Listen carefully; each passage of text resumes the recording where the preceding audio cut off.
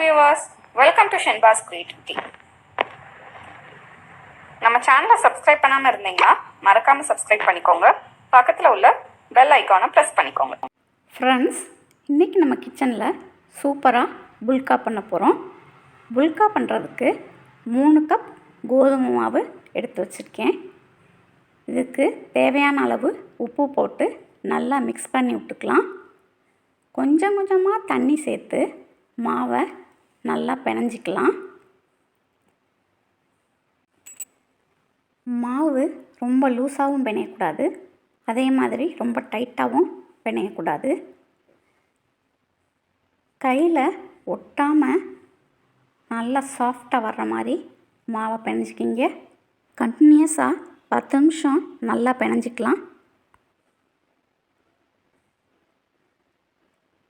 இந்த மாதிரி உள்ளங்கையில் நல்லா ப்ரெஸ் பண்ணி அமுக்கி விட்டு பிணைங்க. மாவு நல்லா சாஃப்டாகும். பிணைஞ்ச மாவை ஒரு சட்டியில் போட்டு 20 நிமிஷம் மூடி வச்சுருங்க. அப்படியே இருக்கட்டும். 20 நிமிஷம் கழித்து பார்த்தோம்னா நல்லா சாஃப்டாக இருக்கும். மாவை கொஞ்சம் கையில் எடுத்து இந்த மாதிரி ரவுண்ட் ஷேப்பாக பண்ணி எடுத்து வச்சுருங்க.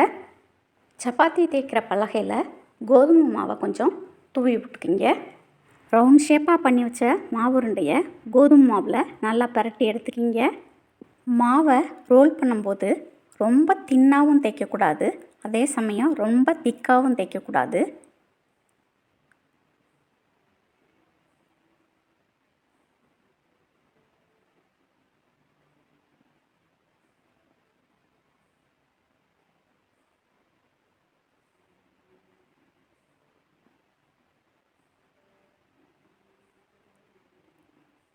இப்போ இந்த மாதிரி தேய்ச்சிக்கிங்க. எல்லா மாவையும் தேய்ச்சிட்டோம். இரும்பு தோசைக்கல்ல சூடு பண்ணி அதில் தேய்ச்ச மாவை போட்டுக்கலாம். இந்த மாதிரி காட்டன் துணி வச்சு ஓரத்தை ப்ரெஸ் பண்ணி விடுங்க.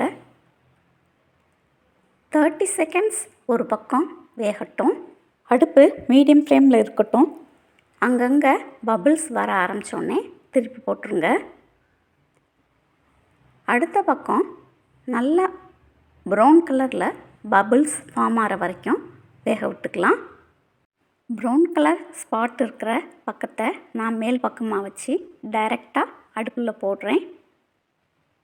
இப்போ பாருங்கள் எவ்வளோ அழகாக உப்பி வருது. புல்கா அழகாக ரெடி ஆயிடுச்சு. இன்னொருக்கு நம்ம புல்கா ட்ரை பண்ணி பார்ப்போம் வாங்க.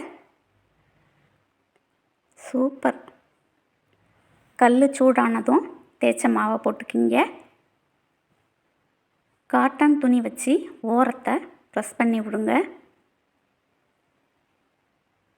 அங்கங்கே பபிள்ஸ் ஃபார்ம் ஆகும்.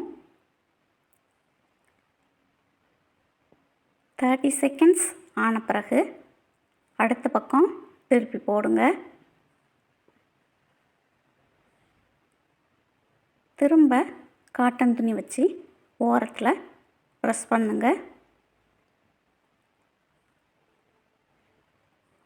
இப்போ பபிள்ஸ் கொஞ்சம் பெரிய சைஸாக ஃபார்ம் ஆகிறது தெரியும். பின்பக்கம் நல்லா ப்ரௌன் கலர் ஸ்பாட் வர வரைக்கும் நம்ம குக் பண்ணிக்கணும். ப்ரௌன் கலர் ஸ்பாட் மேல் பக்கம் வர்ற மாதிரி அடுப்பில் டைரெக்டாக போட்டுருங்க. எவ்வளோ அழகாக உப்பி வருதுன்னு பாருங்கள்.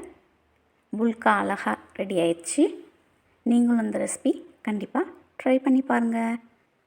இது வரைக்கும் நம்ம சேனலை சப்ஸ்கிரைப் பண்ணாதவங்க மறக்காமல் சப்ஸ்கிரைப் பண்ணிக்கோங்க. தேங்க்யூ.